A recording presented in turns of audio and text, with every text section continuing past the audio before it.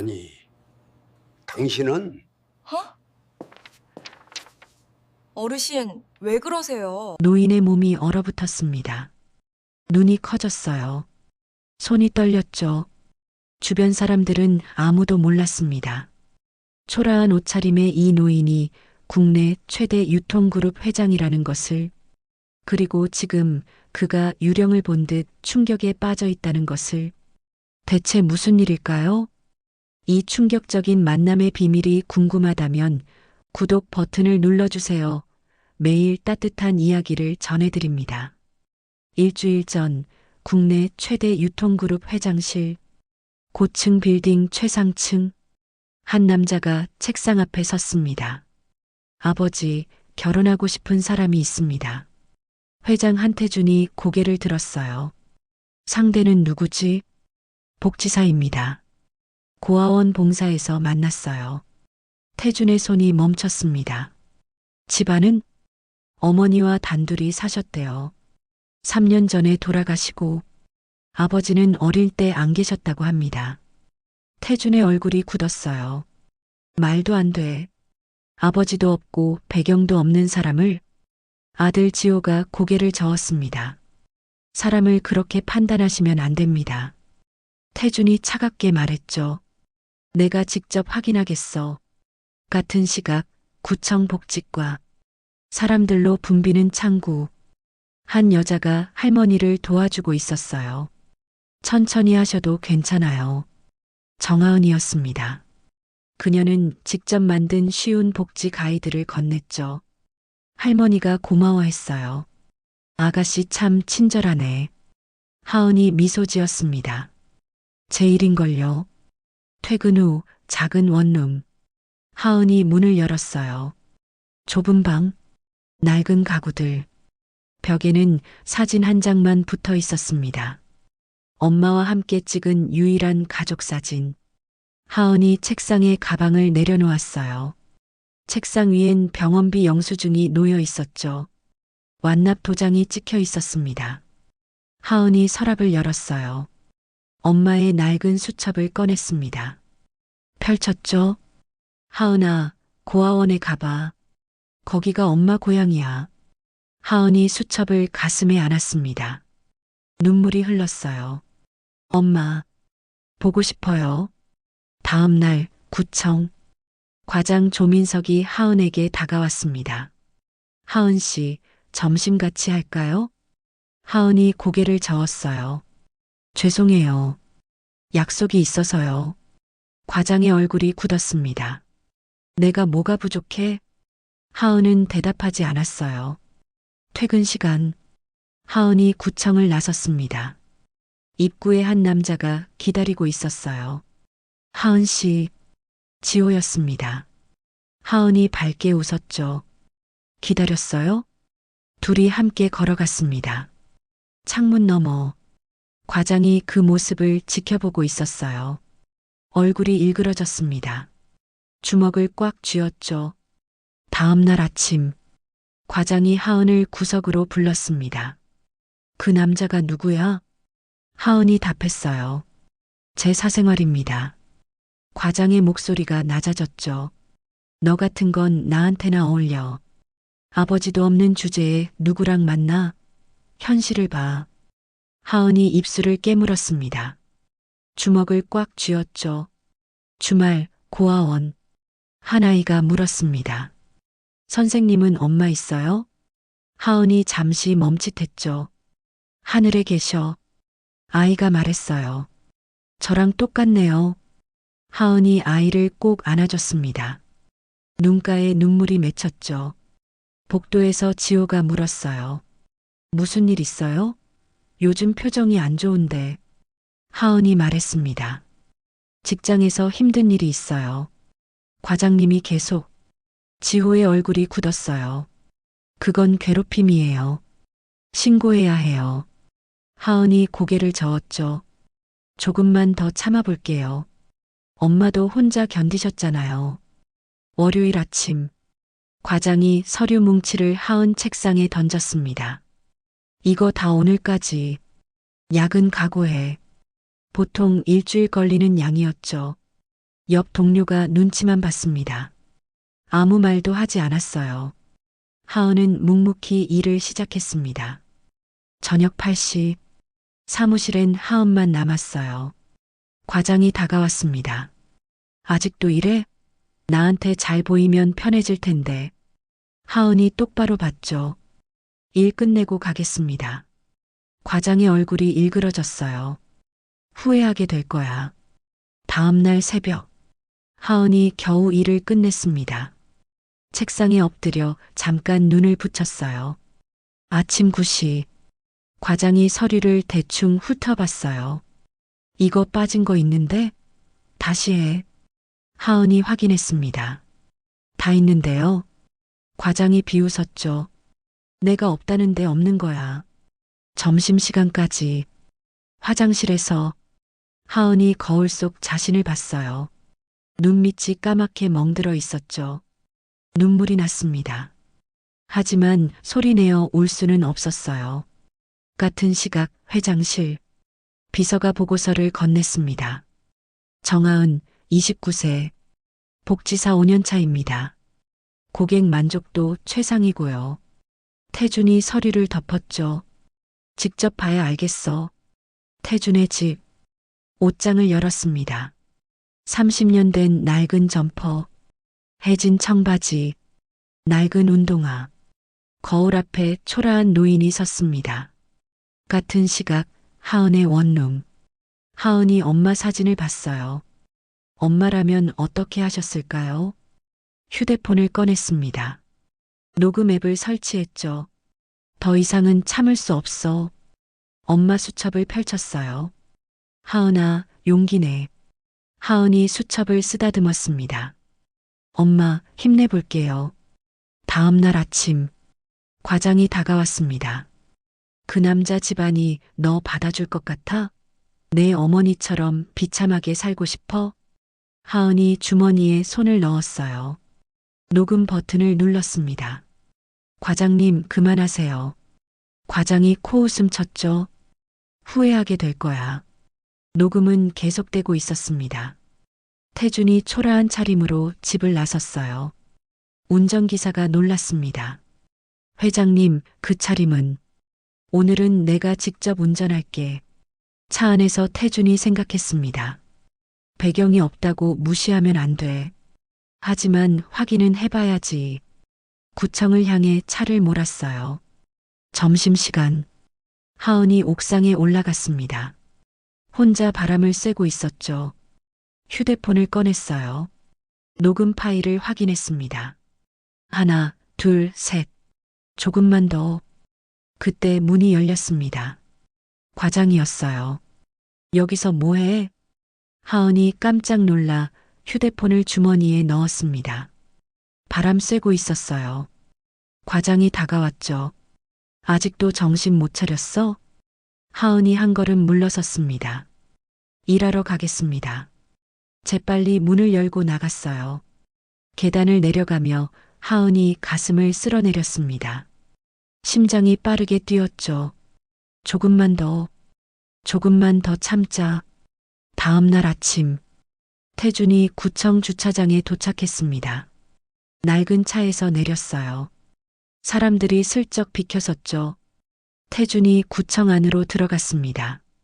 자신이 무엇을 보게 될지 전혀 예상하지 못한 채 구청 안내 데스크. 태준이 다가갔습니다. 직원이 쳐다보지도 않았어요.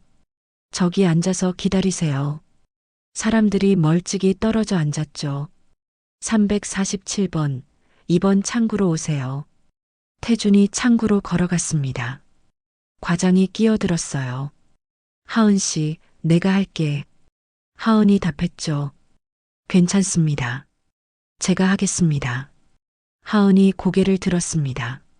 어서 오세요, 어르신. 태준의 숨이 멎었습니다. 눈이 커졌어요. 온몸이 얼어붙었죠. 미연이? 똑같은 얼굴, 똑같은 미소, 손이 떨렸습니다. 어르신? 괜찮으세요? 얼굴이 안 좋으신데. 하은이 걱정스럽게 물었어요. 태준이 가까스로 정신을 차렸습니다. 아, 괜찮습니다. 목소리가 떨렸죠. 하은이 친절하게 설명했어요. 천천히 하셔도 괜찮아요. 쉬운 복지 가이드를 건넸습니다. 태주는 하은의 말을 제대로 듣지 못했어요. 얼굴만 쳐다봤죠. 목소리, 말투까지 똑같았습니다. 설마, 정말, 점심시간, 과장이 하은에게 다가왔어요. 아직도 그 남자 맞나? 하은이 주머니 속 녹음 버튼을 눌렀습니다. 관심 없습니다. 과장의 목소리가 커졌어요. 내가 뭔데 나를 거절해? 내가 얼마나 좋은 조건인데. 태준이 창구 주변을 서성였습니다. 하은이 할머니 손을 잡아주는 모습을 봤어요. 30년 전 미연의 모습과 똑같았죠. 아이에게 사탕을 주는 모습도, 과장과의 대화도 들었습니다. 저 남자, 뭔가 이상한데. 오후 3시, 태준이 다시 창구로 갔습니다. 어르신, 또 오셨어요? 하은이 반갑게 웃었죠. 아까 설명이 어려우셨나 봐요. 다시 설명해 드릴게요. 하은이 의자를 가리켰습니다. 앉으세요. 천천히 하셔도 돼요. 태준이 하은을 쳐다봤습니다. 모든 게 미연과 똑같았어요. 태준의 눈가가 뜨거워졌습니다. 퇴근 시간, 태준이 차로 돌아왔어요. 운전대를 잡은 손이 떨렸습니다. 미연이, 내가 여기 있는 거니? 며칠 후, 태준이 다시 구청을 찾았습니다. 다시 한번 확인해야 해. 구청 로비가 소란스러웠어요. 기자들이 카메라를 들고 있었습니다. 과장이 하은에게 다가왔습니다. 하은 씨, 기자들 앞에서 사례 발표해. 이게 승진 기회야. 하은이 창구를 가리켰어요. 지금 어르신 상담 중입니다. 과장의 얼굴이 굳었죠. 상담은 나중에 해도 돼. 하은이 단호하게 말했습니다. 모든 민원인은 동등합니다. 지금 이 어르신이 먼저 오셨어요. 태준이 그 모습을 봤습니다. 30년 전 기억이 떠올랐죠. 비 오는 날 미연이 쓰러진 할머니를 부축했습니다. 태준이 말했어요. 약속 시간 늦겠어. 미연이 답했죠. 지금은 사람이 먼저예요. 현재로 돌아온 태준의 눈가가 뜨거워졌습니다. 과장이 화가 난 얼굴로 하은을 구석으로 불렀어요. 또 고집부리네. 그러니까 너는 안 되는 거야. 하은이 주머니 속 녹음 버튼을 눌렀습니다. 내 어머니도 그렇게 고집부리다가 비참하게. 하은이 침착하게 견뎠어요. 하지만 눈물이 맺혔습니다. 과장이 다른 직원에게 소리쳤어요. 김대리, 내가 해. 하은은 끝까지 민원인 응대를 마쳤습니다. 태준이 모든 걸 지켜봤어요. 하은이 민원인에게 고개 숙여 인사했습니다. 도움이 되셨길 바랍니다.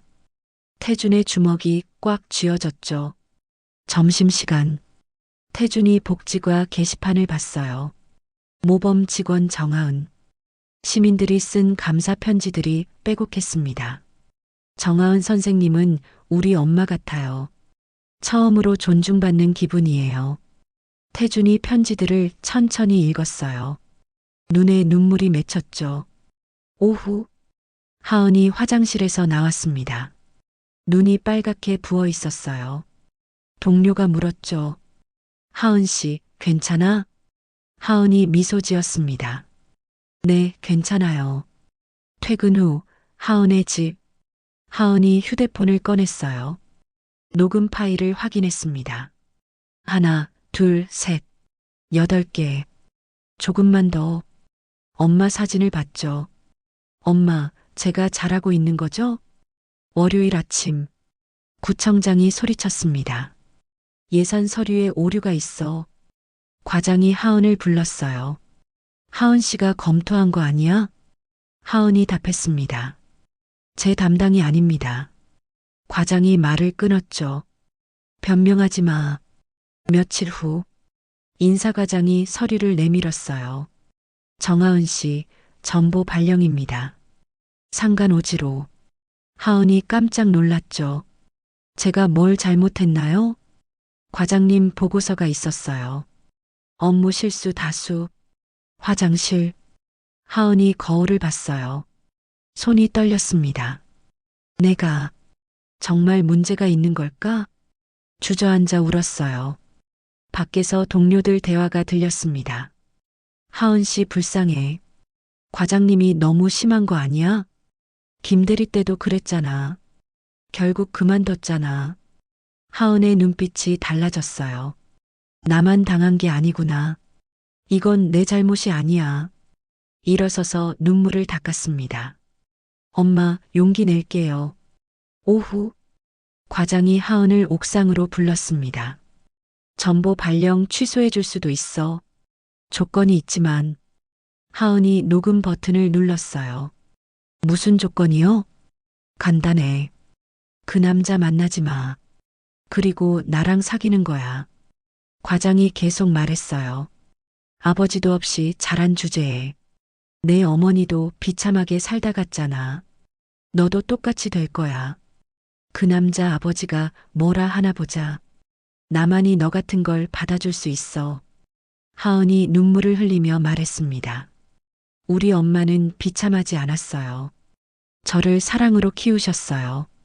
목소리가 단단해졌죠. 그리고 더 이상 참지 않을 거예요. 하은이 휴대폰을 들어 보였습니다. 다 녹음했어요. 12개예요. 과장의 얼굴이 새하얗게 변했습니다. 너, 감히. 좋아, 신고해봐. 내가 누군지 아냐? 과장이 10년이야. 하은이 차분하게 답했어요. 해보세요. 진실은 밝혀질 테니까. 그리고 저만 당한 게 아니에요. 옥상 출입구. 태준이 모든 대화를 들었습니다. 주먹을 꽉 쥐었어요. 눈물이 흘렀죠. 개입하려다 참았습니다. 다음 날 아침, 하은이 인사과에 직장 내 괴롭힘 신고서를 제출했습니다. 녹음 파일 12개, 상세한 일지. 인사과장의 얼굴이 심각해졌어요. 복도에서 과장이 소문을 들었습니다. 하은에게 달려왔어요. 너 미쳤어? 당장 취소해. 하은이 고개를 저었죠. 과장이 화가 나서 서류를 집어던졌습니다. 주변 직원들이 모두 목격했어요. 이것도 증거가 되겠네요.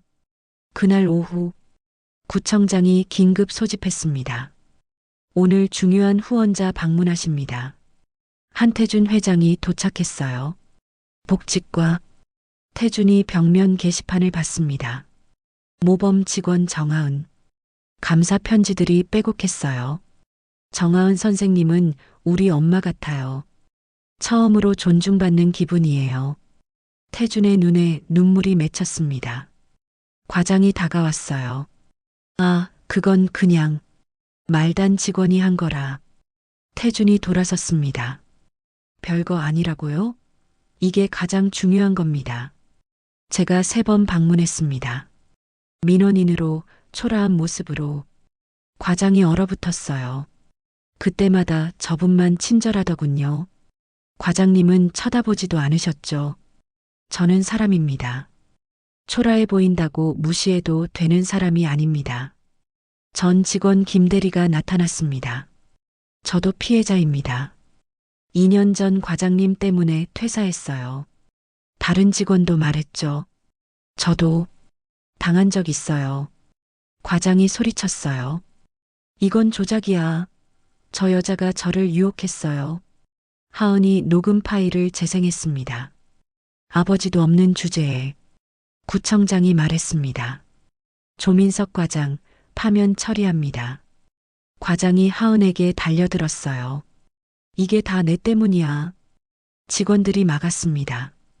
과장이 끌려나갔죠. 하은이 눈물을 흘렸습니다. 하지만 당당히 서 있었어요. 태준이 다가왔습니다. 정하은 씨, 잠깐 이야기할 수 있을까요? 하은이 고개를 끄덕였어요. 조용한 상담실. 하은과 태준, 둘만 남았습니다. 긴 침묵이 흘렀어요. 태준이 떨리는 목소리로 물었습니다. 당신 어머니 성함이. 하은이 답했어요. 송미연이요. 왜 그러시는데요? 태준의 눈에 눈물이 글썽였습니다. 미연이, 당신 어머니를 알아요. 하은의 눈이 커졌어요. 처음 당신을 봤을 때 숨이 멎는 줄 알았어요. 미연이와 똑같아서 30년 전 우리는 사랑했어요. 하지만 집안이 반대했고 태준이 고개를 숙였습니다. 나는 비겁하게도 떠나보냈죠.